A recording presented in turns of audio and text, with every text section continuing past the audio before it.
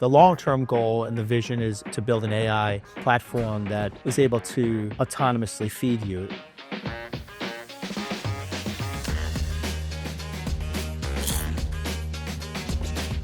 Wonder calls itself a new kind of food hall. Through its brick-and-mortar locations, mostly in the tri-state area or on the Wonder app, you can order from 30 different restaurants. We are in the flagship location in downtown New York, which is great. We're getting the real experience. So there's people coming in and out, picking up their order, making sure we're getting an authentic experience here.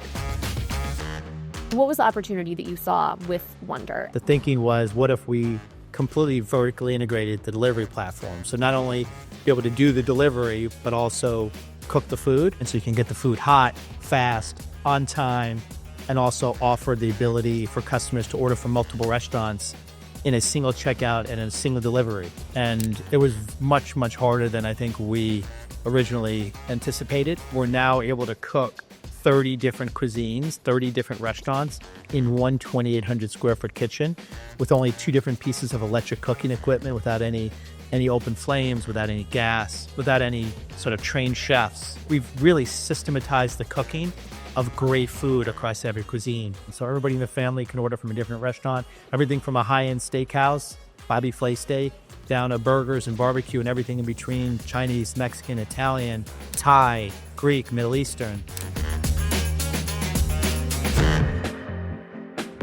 You went from Blue Apron, which is more cooking oriented at home, and now Grubhub, which is delivery. And what do you think this Grubhub acquisition means for you and what you want to accomplish with Wonder? Yeah, I think we're looking to offer people the ability to eat across all meal occasions, but people and customers are coming to the app and they're not finding certain restaurants that we don't currently cook.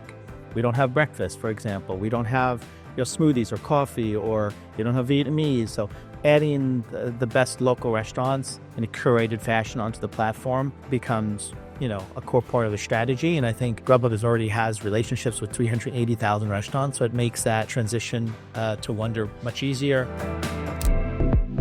The long-term goal and the vision is to build an AI platform that is able to autonomously feed you if you want. Wait, tell me about that. Yeah, I mean, it would be, AI gets to know your food preferences as well, if not better than yourself. You can set your own health goals. You can set your own budget. AI will learn your food sensitivities, things that you're allergic to or sensitive to, could potentially even get results to your blood tests or stool tests, incorporate all that in and basically say, for lunch, for dinner, here's what you should eat. A personalized meal plan. Yeah, like right now, people spend a lot of time, hundreds of hours a year, just thinking about what they want to eat. But AI already knows you as well as you know yourself, and knows all the meals you've ever had that you loved, is able to rotate them through and make sure it's within your budget and within your set health goals. Doesn't mean you have to eat healthy, but whatever goals you want. Some people want to be a little more healthy, some people less healthy, but you set the goals. Now make sure that day that you not only love all your meals, but it's consistent with your budget and your goals. So in 5 years, do you see a world in which somebody essentially outsources their eating and their food needs to Wonder? I think we could definitely see a future like that. I know I've already started experimenting myself to see what it's like. And so I basically, for lunch and dinner every day, I don't know what I'm going to eat until I sit down.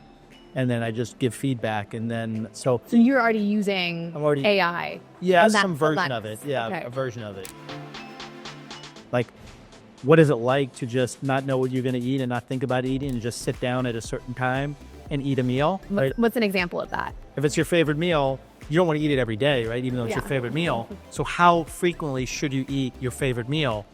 And it turns out it's like about every 4 weeks. So that infrequent. Yeah.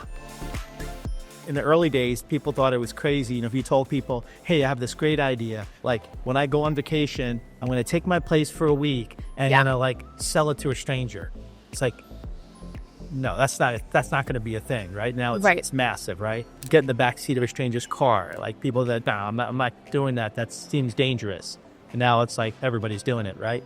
I think this is one of those things where if you tell people, hey, would you just eat lunch and dinner without having to think about it, without having to think about what you want, and just let AI feed you? Would you do that?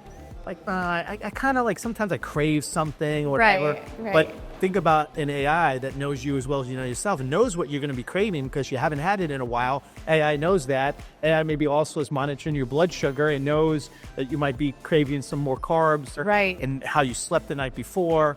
So there's like, think about AI just being a better version of yourself. We're talking about 5 to 10 years into the future here, but it's just thinking about the bigger vision. I think there's a real opportunity for AI to have a place in telling people what they should eat on a meal-to-meal basis.